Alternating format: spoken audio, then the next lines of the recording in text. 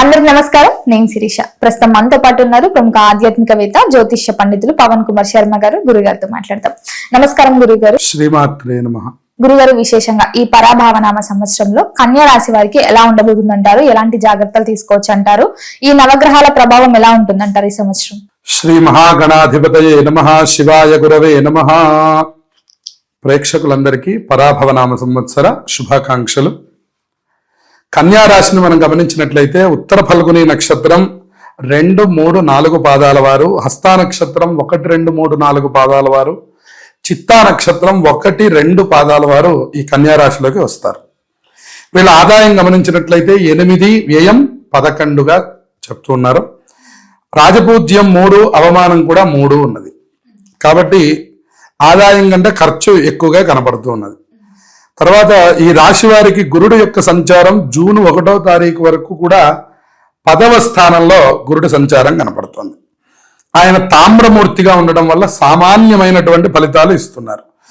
June 2వ తారీఖు తర్వాత నుంచి 11వ స్థానంలోకి రావడం, ఉచ్చస్థితిలోకి రావడం చాలా గొప్పగా మనకి జ్యోతిష్యం చెప్తున్నప్పటికి కూడా ఇక్కడ లోహమూర్తిగా ఉండడం వల్ల అంత ఆదాయము అనుకునేంత పెద్ద గొప్పతనము అనేటువంటిది ఏమీ కనపడడం లేదు.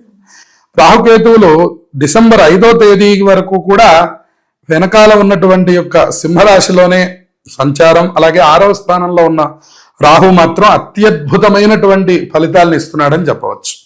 6వ స్థానంలో రాహు ఉన్నాడు అంటే ధైర్య సాహసాలు చాలా బాగుంటాయి.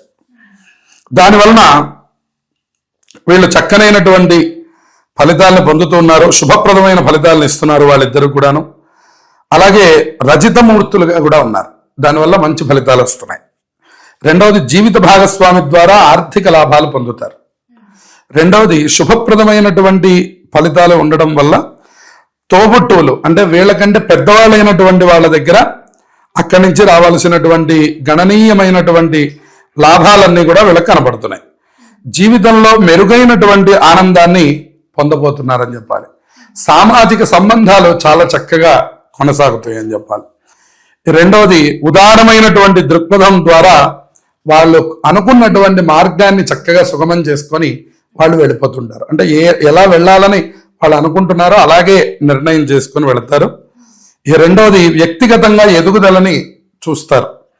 రెండవది లాభస్థానంలో ఉన్నటువంటి గురుడు శక్తివంతంగా ప్రయోజనకారిగా రూపుదిద్దుతాడు. మీరు ఏ పని ప్రారంభం చేయండి అందులో తప్పకుండా ఆదాయం ఉండేటట్టుగా చూస్తాడు గురు భగవానుడు. ఇక మూడవది ఆర్థిక లాభాలు చక్కగా పొందుతున్నారు. లాభస్థానంలో గురుడు వల్ల సుఖ సౌఖ్యాలు చక్కగా ఉంటాయి, అధికార వృద్ధి కలుగుతుంది, బాధ్యతాయుతమైనటువంటి పదవులకు మిమ్మల్ని ఎంపిక చేస్తారు. అలాగే ఇష్టాయిష్టాలను ఎరిగి ఎదుటి వాళ్ళు ప్రవర్తిస్తారు. మీతో వాళ్ళు ప్రవర్తించే తీరు బాగుంటుంది, ఎక్కువగా గుర్తింపు లభిస్తుంది. దాని ద్వారా స్నేహాలు పెరుగుతాయి, పరిచయాలు పెరుగుతాయి. తర్వాత అనుకూలమైనటువంటి వాతావరణం. పంచమ షష్ఠ స్థానాధిపతిగా త్రికోణాధిపత్యంగా వహిస్తారు. శరీర దారుఢ్యాన్ని ఇస్తాడు పరమాత్మ గురు భగవానుడు. ఆ తర్వాత సోదరులతో మంచి లావాదేవీలు కొనసాగిస్తారు. వివాహ జీవితంలో మాత్రం కొద్దిగా సమస్యలు ఏర్పడేటటువంటి అవకాశాలు ఉన్నాయి. అంటే కుటుంబ వాతావరణంలో జీవిత భాగస్వామితో కొద్దిగా చూసుకోవాల్సినటువంటి కాలం. శని సంచారం వైవాహిక సంబంధాలు, భాగస్వామ్యం, వృత్తి జీవితంలో కొద్దిగా స్థిరత్వాన్ని తీసుకొస్తుంది. వ్యక్తిగత జీవితంలో సంబంధాలకు కట్టుబడి ఉంటారు. జీవిత భాగస్వామితో వివాదాలు లేని దానికోసం ప్రయత్నం చేస్తారు.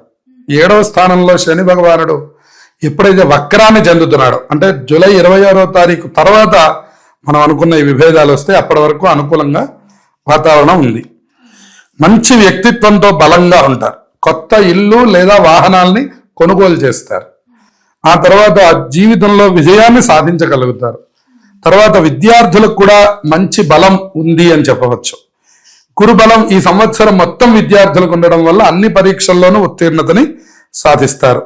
రైసు మిల్లులు, ధాన్యం ఆధారిత వ్యాపారాలు, స్థిరాస్తి వ్యాపారం, అలాగే గృహ నిర్మాణాలు చేసేటటువంటి వాళ్ళకి ఆదాయ రంగం చాలా బాగుంది.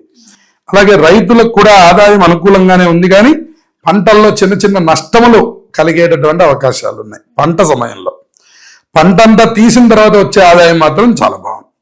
ఉత్పత్తుల రంగం అంటే ఇసుక ఖనిజ రవాణాలు చేసేటటువంటి వారికి సౌఖ్యదాయకంగా ఉంది. వడ్డీ వ్యాపారం షేర్లలో పెట్టుబడులు చేసేటటువంటి వాళ్ళకి అంత బాగా వృద్ధి లేదు, అది గమనించుకోవాలి. రాహుకేతువుల సంచారం ఈ రాశి వారికి అనుకూలంగానే ఉన్నప్పటికీ శత్రుక్షయం కలుగుతుంది. 6వ స్థానంలో రాహు ఉండడం వల్ల డిసెంబర్ 5వ తారీఖు వరకు వీళ్ళకి అనుకున్నది అనుకున్నట్లుగానే జరుగుతుంది. మొత్తం మీద గత సంవత్సరంలో పోలిస్తే ఈ సంవత్సరం వృత్తి వ్యాపారాల్లో ఉండేటటువంటి సమస్యల్ని అధిగమించి వాళ్ళు చక్కనైనటువంటి ప్రణాళికలను చేసుకోగలుగుతారు. వ్యాపారాల్లో అనుకూలత ఉంది, ఆశించిన ధనలాభాలను పొందబోతూ ఉన్నారు. మొత్తం మీద ఈ రాశి వారు అర్ధలాభాన్ని పొందబోతున్నారు, అంటే శుభయోగాల్ని పొందబోతున్నారు. కేవలం 40% మాత్రమే గురుబలం రాహుబలం అనుకూలిస్తుంది. శని ఎక్కువగా అనుకూలించడం లేదు. అలాగే వ్యయంలో ఉన్నటువంటి కేతువు కూడా కొద్దిగా ఇబ్బందులను కలుగజేస్తున్నాడు. మొత్తం మీద కన్యారాశి వారికి కనుక మనం గమనించినట్లయితే ఈ సంవత్సరం శుభయోగాల్ని కలిగిస్తూ ఉన్నది అని చెప్పవచ్చు. గురుగారు, ముఖ్యంగా ఈ సంవత్సరంలో ఎవరైతే పెట్టుబడులు పెట్టాలనుకుంటున్నారో వారికి కలిసి వచ్చే కాలం అంటారా ఇది? పెట్టుబడులు పెట్టడానికి ఇది అంత అనుకూలమైన సమయం కాదు.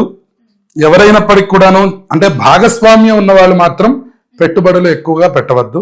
సింగిల్ గా ఎవరైనా వ్యాపారం చేసుకుంటుంటే వాళ్ళు పెట్టుబడులు పెట్టి చేసుకోవచ్చు. వీరు దేని పట్ల జాగ్రత్తగా ఉంటే బాగుంటుంది అంటారు ఈ సంవత్సరంలో? ప్రధానంగా జీవిత భాగస్వామితో తీసుకునే నిర్ణయాలు, అలాగే ఇద్దరి మీద పెట్టి కొనుక్కునేటటువంటి విలువైన జీవిత వస్తువులు, ఉదాహరణకి ఇల్లు, పెద్ద స్థాయి వాహనము, ఇటువంటివి ఏవైతే పెద్ద వస్తువులు ఇద్దరు భాగస్వామ్యంలో కొంటున్నారో అటువంటి వాటిల్లో మీరు కొంత జాగ్రత్తల్ని వహించవలసి ఉంటుంది. మరి రైతులకు ఎలా ఉంటుందంటారు? రైతులకు కూడా మనకి ముందు పెట్టినటువంటి 2 పెట్టుబడులు అనుకూలంగా ఉంటాయి, చివరిలో కొద్దిగా ఇబ్బంది కలుగుతుంది. అలాగే పంటలు జరిగేటప్పుడు వచ్చేటటువంటి నష్టం కనబడుతుంది, కానీ అయిన తర్వాత వాళ్ళకి లాభమే కలుగుతుంది. మరి వీరికి కలిసి వచ్చే సంఖ్య ఏంటంటారు? వీళ్ళకి 5 సంఖ్య చాలా అనుకూలంగా సూచిస్తుంది. 5తో మొదలవడం కానీ 5తో పూర్తి చేయడం కానీ చేస్తే ఈ రాశి వారి సంవత్సరం అంతా శుభయోగాన్ని పొందుతారు. మరి ఏ రోజులు కలిసి వస్తాయంటారు? వీళ్ళకి ప్రధానంగా బుధ శుక్ర శనివారాలు బాగా కలిసి వస్తాయి. ఈ రోజుల్లో ఏ పని ప్రారంభం చేసినా కూడా వీళ్ళకి మంచి యోగాల్ని కలగజేస్తుంది ఈ సంవత్సరం. దూర ప్రయాణాలు చేయొచ్చు అంటారా ఈ సంవత్సరంలో? చక్కగా దూర ప్రయాణాలు చేయవచ్చు, ఏ రకమైన ఇబ్బందులు లేవు. గృహయోగం వాహన యోగం ఉందంటారా గురు? గృహయోగం పూర్తిగా ఉంది, అలాగే వాహన యోగం కూడా చాలా బాగుంది ఈ సంవత్సరం. అనుకున్నటువంటి దానికంటే కూడా మంచి లాభాలని పొందేటటువంటి కాలంగా మనం చెప్పవచ్చు. గురుగారు, వీరు ఏదైనా ప్రారంభించాలనుకుంటే, ఏదైనా పెట్టుబడి పెట్టడం లాంటివి ఏమైనా చూసుకుంటే ప్రథమార్థం బాగుంటుందంటారా, ద్వితీయార్థంలో చేయొచ్చు అంటారా? ప్రధానంగా ప్రథమార్థమే అనుకూలంగా ఉంది అని చెప్పాలి. మరి లాభంలో వచ్చేటటువంటి యొక్క గురుడు చక్కగా సువర్ణమూర్తిగా రావడం, దానివల్ల వీళ్ళకి అనుకూలమైనటువంటి వాతావరణం ఉండబోతోంది. లోహమూర్తిగా వస్తున్నాడు కాబట్టి బాగా ఎక్కువగా ఆశించినంత స్థాయి రాలేకపోయినా ఆ 11వ స్థానంలో గురుడు వచ్చాకంటే జూన్ తర్వాత జూలై 26వ తారీఖు లోపల ఉన్న కాలం చాలా మంచి కాలం అని చెప్పవచ్చు. మిగిలిందంతా సామాన్యంగా ఉంది. మరి వివాహ యోగం సంతాన యోగం ఉందంటారా?